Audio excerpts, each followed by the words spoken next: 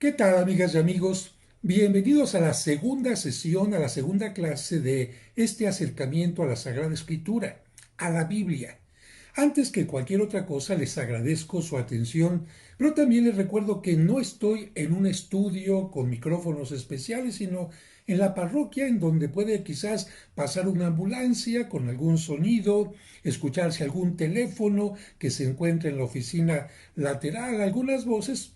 Lo que sucede generalmente en los salones de clase, en donde pueden escucharse las voces de los maestros, pero también alguna voz que esté a un lado.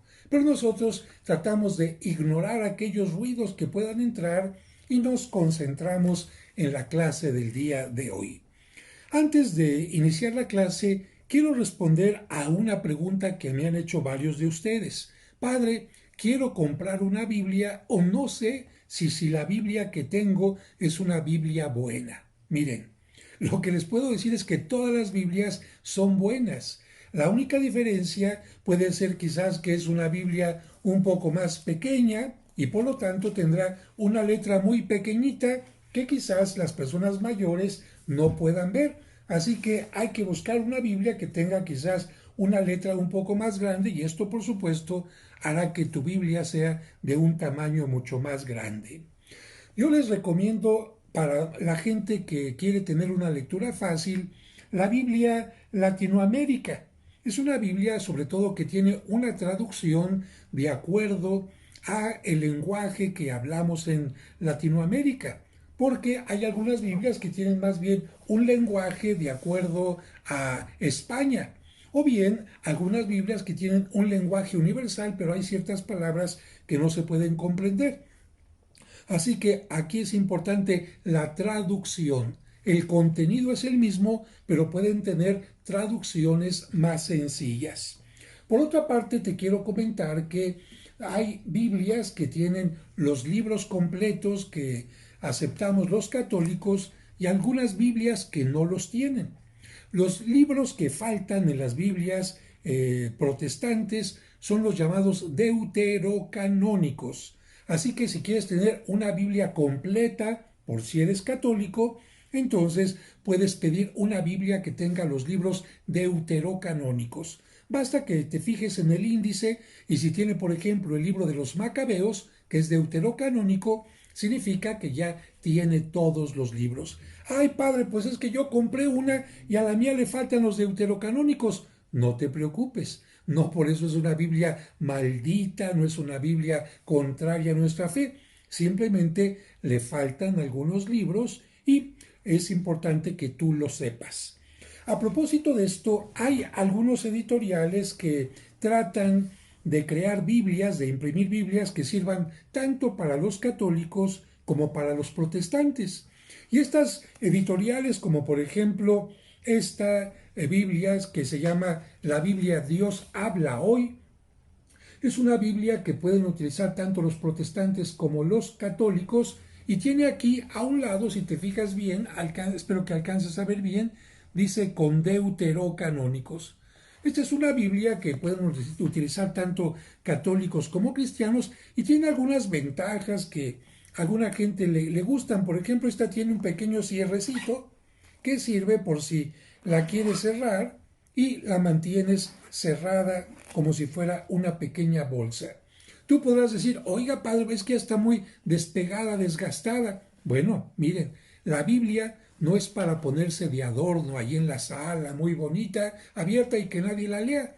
La Biblia son hechas para estudiarse. ¿Y qué le pasa a un libro mientras más lo abres y lo abres y lo abres? Bueno, pues se va deteriorando.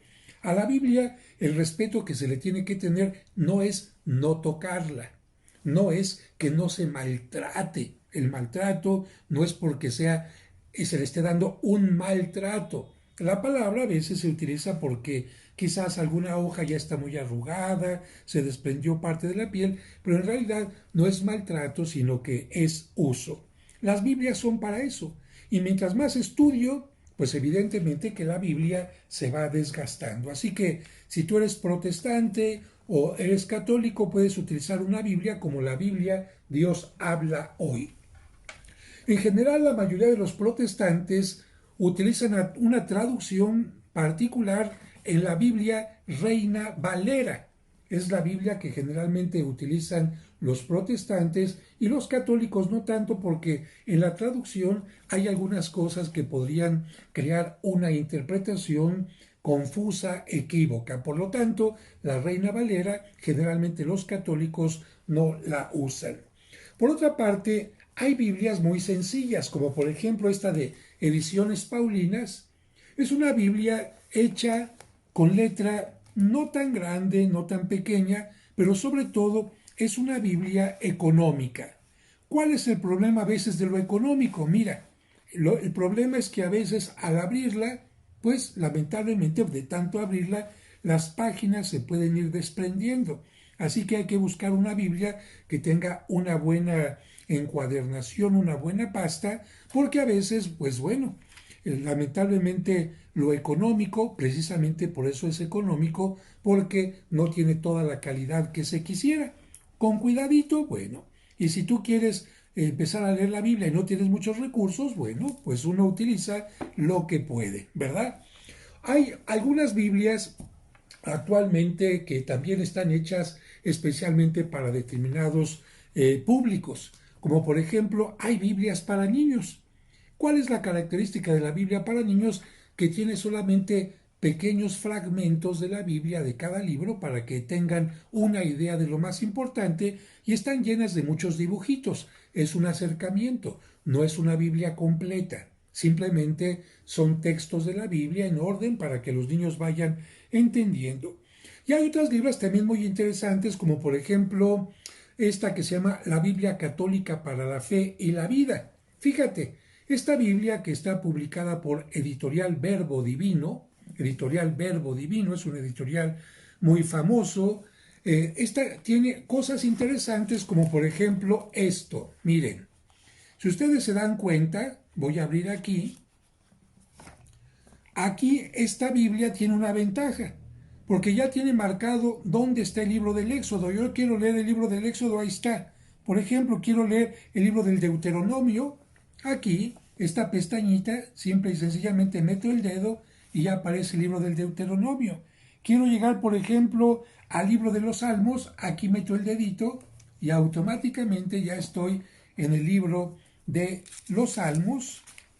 De tal manera que sofonías, etcétera, estas pequeñas ayudas para alguna gente que nunca ha leído la Biblia y que no sabe cómo encontrar fácilmente los libros, puede ser magnífica.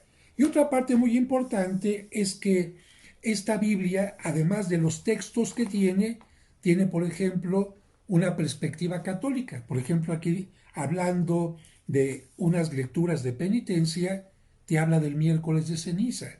O hablándote de un libro de los profetas, tiene una oración cristiana. De tal manera que esto es lectura de la Biblia y al mismo tiempo reflexiones cristianas que pueden ayudar a las personas que dicen, quiero leer la Biblia, pero no le entiendo mucho y ya la quiero leer desde ahorita. Muy bien, esta te irá llevando también de la mano con reflexiones, con explicaciones y además con distintos colores que facilitan también la lectura de la Sagrada Escritura. Y también hay algunas Biblias que no es que estén incompletas, simple y sencillamente están divididas. Por ejemplo, en este caso, esta Biblia de editorial, aquí está, perdón, el editorial no lo tengo, pero no lo tengo aquí, el editorial no lo veo, pero bueno, lo que te quiero subrayar es que aquí es solamente el Nuevo Testamento, que significa que no tiene el Antiguo Testamento. Y es que hay mucha gente que dice, padre, yo el Antiguo Testamento lo tengo en la Biblia completa de mi casa, pero lo que quiero leer son los evangelios, las cartas de los apóstoles constantemente, y por eso, para no estar cargando toda la Biblia, llevo conmigo o tengo cerca de mi cabecera un Nuevo Testamento. Creo que con esto queda claro. Así que si quieres escoger una Biblia, no la escojas por lo bonito, aunque hay Biblias muy bonitas. No la escojas por lo caro, porque hay muchas Biblias que tienen grandes ilustraciones y dibujos. Busca una Biblia de acuerdo a lo que tú necesitas, el tamaño de letra y sobre todo una traducción cercana a lo que tú necesitas para que sea más fácil de comprender. Bueno, y de acuerdo a lo que puedo hacer en este momento por ustedes, porque tengo muchísimo trabajo, voy a ir subiendo las clases de Biblia los domingos por la noche y los miércoles, para que puedan leerla quizás o ver la clase el domingo, lunes, martes o el miércoles, y el miércoles ya por la noche ver la siguiente lección. Y recuerden que si alguien no ha visto las lecciones anteriores, las puede ver en mi canal, ahí están todas, simplemente las busca y ahí van apareciendo todas las lecciones que vamos subiendo. Y algo más, en poco tiempo en mi página de internet, que es padrejose.mx, ahí están todos los videos de Tierra Santa, ahí están todos los videos que he hecho, los programas de radio y también los cursos. Curso de Biblia, curso de psicología de tanatología, curso de autoestima, curso de cómo enfrentar la vida en medio de los dolores, cómo aprender de las equivocaciones. Todo lo que ustedes gusten estará ahí porque los dirigirá directamente a los videos de YouTube. Segundo tema de este libro que estamos tomando como guía para nuestra información bíblica será este. Acuérdate que el primero fue la estructura de la Biblia, cómo está formada esencialmente, aunque vamos a ir avanzando un poco más. El número 2, el capítulo 2, es Dios, autor principal de la Biblia. Dios, el autor principal de la Biblia. Padre, pero es que usted nos dijo que la Biblia se escribió durante miles de años, pero que algunas personas escribieron. A ver, sí, pero tenemos que decir esta frase, este tema fundamental. El autor de la Biblia no es un humano. El autor de la Biblia no es un profeta. El autor de la Biblia es Dios. Y aquí comienza este capítulo con una frase del Concilio Vaticano II, este concilio que reunió al Papa y a todos los obispos del mundo en una búsqueda de hacer que tanto la Biblia como todo lo que se refiere a la Iglesia estuviera más cercano a la gente y fuera comprendido por todos. Bueno, hacia el año 62. Dice así una frase del Concilio Vaticano: Dios habla en la Escritura por medio de hombres y en lenguaje humano. Fíjense, 3 puntos importantes que subrayamos aquí. Dios habla en la Escritura. Punto 1. Punto 2, por medio de personas humanas. Y punto 3, en lenguaje humano. Y estos 3 puntos los vamos a ir poco a poquito descifrando, comprendiendo. Vamos a estudiar especialmente hoy el punto número 1. Dios nos habla en la Escritura. Dios nos habla en la Escritura. Y segundo punto, hoy, ¿de qué cosas nos habla? Y tercer punto, ¿cómo nos habla? Y vamos a ver qué nos dice aquí. Dios nos habla en la Escritura como autor principal de ella. La Biblia es palabra de Dios. Fíjate, siempre que escuchas la Sagrada Escritura proclamada en la Santa Misa, después de que se ha proclamado, ¿qué es lo que dice el lector? ¿Qué es lo que dice el sacerdote? Esta es palabra de Dios. Bueno, por lo tanto, la Biblia es su pensamiento expresado, fíjate bien, a través de, vamos a llamarle así, sonidos humanos. Es su estilo de hablar a la humanidad. ¿Y por qué quiere hablar? ¿Y cómo lo fue haciendo? Bien, Dios escogió un pueblo. ¿Cuál pueblo? El pueblo de Israel, en el que a través de una larga historia fue manifestando su designio de salvación por medio de los acontecimientos y las obras que él fue disponiendo. Así que Dios nos va a hablar a través de la historia de este pueblo de Israel, que no solamente él escogió, sino que él fue formando. ¿Y cómo nos va a ir hablando? A través de los acontecimientos que le van pasando a este pueblo, a través de las obras que Dios va realizando en ese pueblo. Pero no solamente Dios habla a una colectividad, no solamente Dios le habló a aquel pueblo de Israel a través de su palabra, sino también te habla a ti, me habla a mí. También Dios habla al individuo y nos habla a cada uno de nosotros. ¿Para qué? Para comunicarnos su mensaje de amor, de vida y de salvación personal. Fíjate qué bonito. ¿Qué es lo que Dios quiere que sepamos? Su mensaje de amor, que Él nos ama, de vida, que tengamos la vida plena y de salvación personal. Salvarnos a cada uno de nosotros. Para eso va a servir la Biblia. Cada página de la Biblia es la misma voz del Señor que nos invita, que nos llama, que se acerca a nosotros porque quiere comunicarnos algo. Una enseñanza quizás, un consejo, una frase de aliento, quizás un jalón de orejas, como decimos por ahí, cuando no sabemos corresponder a su bondad. Pero siempre es la palabra de Dios Padre que se preocupa por sus hijos porque busca su bien y su felicidad. Es Dios que se comunica no simplemente por hablar, porque no tenga nada que hacer, sino es Dios que se comunica para ayudarnos en nuestra vida. Por eso podemos decir que Dios es el autor principal de las Escrituras. Esto quiere decir que la Biblia es ante todo obra divina, que está inspirada directamente por Dios y que es Él quien nos habla para comunicarnos su mensaje. Es Dios el que nos habla. Y aquí pone algunos textos. Por ejemplo, dice, leemos en la carta de San Pablo a Timoteo, capítulo 3, versículo 16, toda escritura es divinamente inspirada. Esto es, toda escritura es obra de Dios que inspira al hombre lo que quiere. Aquí se refiere a toda escritura sagrada de la Biblia. En la segunda carta de San Pedro, capítulo 1, versículo 21, se dice, la profecía no ha sido jamás proferida por voluntad humana, sino que, llevados del Espíritu Santo, hablaron los hombres de parte de Dios. Aquí también queda muy claro. Si los profetas que nosotros leemos en la Sagrada Escritura nos dan un mensaje, no es porque a ellos se les haya ocurrido. Ay, es que a mí se me ocurrió esto. No, es porque Dios les inspiró para que dijeran lo que tenían que decir o escribir lo que tenían que escribir.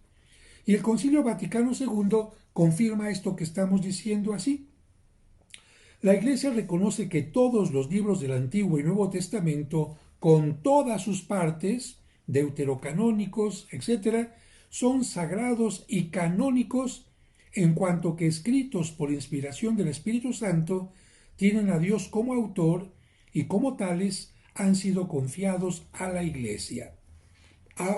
Vamos ahora al segundo punto de este capítulo. Acuérdate, ¿cuál es el tema del día de hoy? Dios habla en la Escritura. Ya tocamos el tema de Dios nos habla. Ahora, ¿de qué cosas nos habla? Bien, es muy difícil concretar la riqueza del mensaje de Dios, pero en líneas generales diríamos que la Biblia abarca los siguientes temas. Punto número 1. Dios nos habla de sí mismo. Cuando nosotros queremos tener una conversación con alguien, pues lo primero que queremos saber es quién es aquella persona, ¿no? ¿Qué es lo que piensa?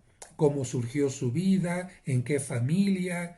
¿Cuáles son sus anhelos? Etcétera. Bueno, también Dios quiere que lo conozcamos y por lo tanto nos habla de sí mismo. En la Biblia todas las páginas nos hablan de Dios, pero no precisamente de un Dios lejano, estirado, juez, como podría parecer a primera vista cuando leemos frases raras como la que le dijo a Moisés, yo soy el que soy, el Dios de poder, el Señor de los ejércitos en otra parte. No, se trata de un Dios personal, vivo, cercano, providente y amoroso. Se trata en una palabra de un Dios, como Cristo nos enseñó a decirle, Padre, que se preocupa por ti, por mí, por nosotros, y rige nuestros destinos en orden a nuestra felicidad temporal en esta tierra y a nuestra felicidad eterna. Lo que Dios quiere es precisamente nuestra felicidad ¿Por qué? Porque como dice San Juan, Dios es amor. Es cierto que en la Biblia se habla también de la cólera de Dios, de castigo y hasta de venganzas divinas, como también se habla de los ojos, oídos y manos de Dios. Pero hay que entender un poquito esto. Esto se llama antropoformismo. Fíjate, ¿qué es un antropoformismo? Qué palabra tan rara, ¿verdad? Bueno, la palabra antropos significa hombres. Por eso el Museo de Antropología, ¿no? Es un museo que nos habla de el ser humano, y concretamente en algún determinado lugar de la historia o en algún lugar geográfico. Antropo, hombre. Morfos significa forma.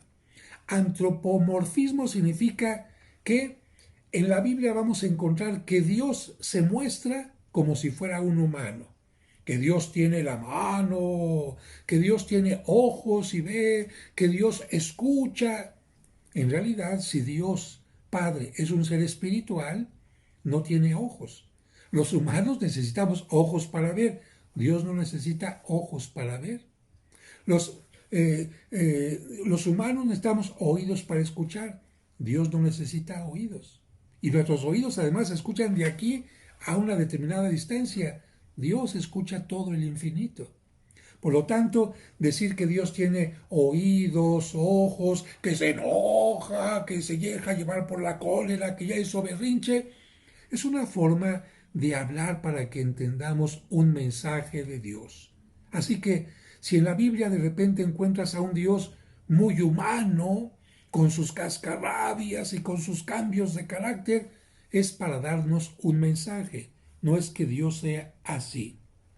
Son, como dice aquí, maneras de expresarnos los hombres. Y Dios tiene que utilizar nuestra manera de expresarnos para darse a entender. El Dios de la Biblia es ante todo un Dios misericordioso, amable, clemente, que envía a su Hijo a nosotros porque nos ama. Porque aquí te voy a hacer una pregunta. Mira, si a alguien no le interesaran los demás, ¿tú crees que se pondría a platicar con ellos? Diría, a mí no me interesa hablar con esta gente, no me interesa. De hecho, hay mucha gente que por eso no quiere hablar con los demás, porque no tiene interés en los demás. Si Dios habla, si Dios quiere hablar con nosotros, ¿qué significa? Que le interesamos. Esto es maravilloso. Punto 2. Nos habla entonces de qué cosas nos habla Dios en la Biblia. Uno, nos habla de Él mismo. Punto 2 ahora. Nos habla del hombre. Y cuando se dice hombre, entendemos que también, por supuesto, de la mujer. Solamente que han cambiado actualmente tantas formas que cuando decimos hombre ya no se entiende que decimos mujer. Bueno, en la forma antigua, cuando se dice hombre significa humanidad. Nos habla del hombre y nos dice que él mismo lo creó, formándolo a imagen y semejanza suya. Qué hermoso que Dios nos haya creado. La palabra imagen y semejanza en hebreo significa más que retrato, reproducción. Como si Dios se hubiera reproducido para que nosotros naciéramos. Y tú sabes que el acto de reproducción es en el ser humano, o por lo menos tendría que ser, el acto más hermoso de amor. El hombre es imagen y semejanza de Dios porque participa reproduciéndolas de las bondades y cualidades divinas. Nos dice el Salmo número 8, lo hiciste poco menos que Dios al ser humano. Lo has coronado de gloria y dignidad. Le diste el señorío sobre las obras de tus manos, todo lo has puesto debajo de sus pies. Todo eso es la esencia de la naturaleza humana. Claro que el hombre, a pesar de su grandeza y señorío, está revestido de carne débil, tenemos inclinaciones que nos invitan al pecado, al rebajamiento, al barro, y nos rebajamos, dando al traste, como dicen algunos, al cuerno, otros más fuerte, al carajo, con nuestra grandeza. Pero Dios nos creó a imagen y semejanza suya, con grandes cualidades que lamentablemente a veces echamos a perder. ¿Y qué es lo que pasa cuando hacemos esto? Pues rompemos las relaciones con Dios, nos volvemos infieles a su amor. Pero en la Biblia, el Señor no cesa de invitarnos a que rehagamos, reconstruyamos, restauremos las relaciones perdidas. Ese es el drama humano a grandes rasgos que la Biblia nos va mostrando. Así que este punto es importante. En la Biblia se nos va a estar hablando constantemente de cómo Dios nos invita a tener una amistad y el hombre, desde tiempo de Adán y después en tiempo de Noé y con Moisés y con los profetas y con los reyes, rompemos esa relación, pero Dios nos dice, lo sigo buscando. Punto 3, ¿de qué nos habla la Sagrada Escritura? Nos habla de la creación, cuando nos dice, al abrir la Biblia, que al principio Dios creó los cielos y la tierra. Pero fíjense bien, el mensaje no intenta dar de la creación una descripción científica, sino una información popular. Y aquí me detengo un poquito. La Biblia no es un libro de ciencia, donde puedas encontrar respuestas científicas. ¿Cómo creó Dios el mundo? Bueno, como la ciencia llegue a descubrir que se fue originando todo, eso es lo que hizo Dios. La Biblia no es un libro de ciencia, por lo tanto, en una forma simbólica, en una forma poética, simplemente dice, Dios creó el cielo y la tierra. En 7 días es un número simbólico. Primero hice esto y luego el otro, no. Por eso en la misma Biblia puede haber algunas cosas que puedan ser, por ejemplo, contradictorias o quizás complementarias. Por ejemplo, en el libro del Génesis vemos en un capítulo que Dios crea primero al hombre y después crea a la mujer. Pero en el otro capítulo del Génesis se nos dice que los crea juntos, hombre y mujer. Ya con esto te das cuenta que no es un libro que esté hablando de tal cual como fue creando Dios, sino la afirmación importante es que Dios creó absolutamente todo cuanto existe. Pero a pesar de esta intención sencilla del Génesis, resulta todo un poema elocuente de la grandeza del Creador y por eso da gusto leer las primeras páginas de la Biblia en que el autor va descubriendo con pinceles maravillosos la obra creadora del mundo para que veamos ya en esos párrafos el punto de partida del plan divino y de la historia de salvación. Es como cuando se va a comenzar una historia. Está la escenografía, las luces, la creación de los personajes, ya después vendrá la historia. El libro del Génesis nos muestra solamente lo inicial. Así que Dios nos habla de él, del ser humano, también de la creación. Punto 4, nos habla de la historia de la salvación. No es la historia de México, la historia de Estados Unidos, la historia de Europa, no, la historia de cómo Dios va haciendo lo necesario para salvar a la humanidad. Podríamos decir que toda la Biblia es fundamentalmente la historia de la salvación, la historia de un pueblo que el mismo Dios escoge para que a través de él vaya transmitiendo el mensaje salvador a toda la humanidad. Y atención, aquí aunque podemos decir que nos habla Dios de el pueblo de Israel, no es solamente la historia de la salvación del pueblo de Israel, aunque los judíos solamente toman esta parte, no. La Biblia continúa con la formación de la iglesia instituida por Cristo y por lo tanto también es la historia de la salvación de quienes formamos parte de la iglesia. Punto quinto. La Biblia nos habla de Jesucristo, lo que te acabo de decir, el enviado de Dios al mundo cuya misión principal es reconciliarnos con el Padre. ¿A qué viene Cristo? A amenazarnos. ¿A qué viene Cristo? A condenarnos. ¿A qué viene Cristo? A decirnos que somos de lo peor. No, Cristo viene a reconciliarnos con el Padre. El mismo Jesús le dijo a Nicodemo, tanto amó Dios al mundo que le dio a su Hijo único para que todos los que crean en Él no perezcan, sino que tengan vida eterna. Capítulo 3 del Evangelio de San Juan, versículo 16. El Antiguo Testamento es una promesa de la venida de Cristo, de la llegada de Cristo. El Nuevo Testamento nos manifiesta el cumplimiento de esta promesa y por eso ambos testamentos, la promesa del Mesías y la llegada del Mesías en el Nuevo Testamento, están íntimamente ligados entre sí. Punto número 6. ¿De qué nos sigue hablando la Biblia? Nos habla del reino de Dios. He aquí, leemos en el capítulo 12 de San Mateo, versículo 28, que ha llegado a nosotros el reino de Dios. Toda la misión salvadora del Mesías se concentra en la idea del reino de Dios. Es decir, Cristo nos viene a decir, los reinos que ustedes tienen son reinos en los que solamente se toma en cuenta a algunos, en que se desprecia a otros, son reinos de injusticia, de guerra, etc. Y por lo tanto, yo vengo a instituir un nuevo reino. Por eso decimos nosotros en el Padre Nuestro, venga a nosotros tu reino. Cristo viene a traernos ese reino que se hace presente en el mundo, nos dice Cristo, lentamente, porque no es por la fuerza, es por convicción de cada uno de los seres humanos, y por eso Cristo dice, el reino va empezando como un grano de mostaza, Mateo 13, versículo 31, o como un poquito de levadura, Mateo 13, 33, pero que llegará a crecer, a crecer, a crecer, a crecer, y llegará a su plenitud al final de los tiempos. Más aún, ese reino no solo está presente en el mundo, sino que ya está dentro de nosotros. Así lo dice San Lucas en el capítulo 17, versículo 21.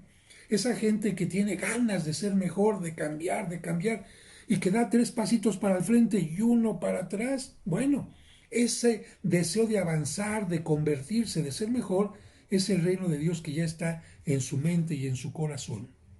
Para pertenecer a este reino tenemos que convertirnos.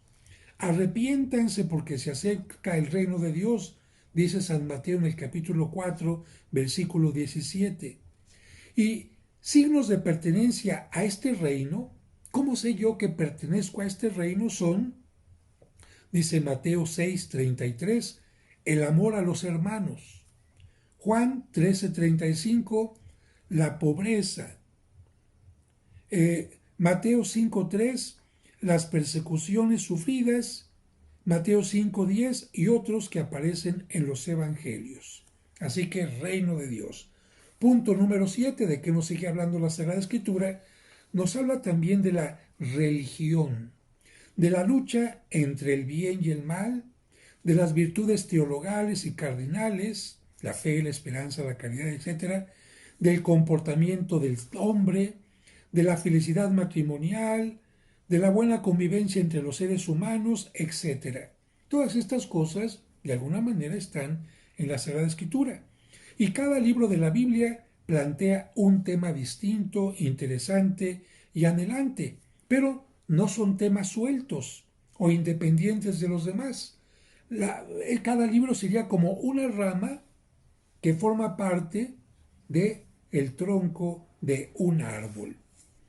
Hasta aquí el número 7, y son 7 puntos de los que nos habla la Biblia, y nos dice el Concilio Vaticano II. Fíjense, los libros del Antiguo Testamento muestran a todos el conocimiento de Dios y del ser humano y el modo como Dios, justo y misericordioso, trata con los hombres.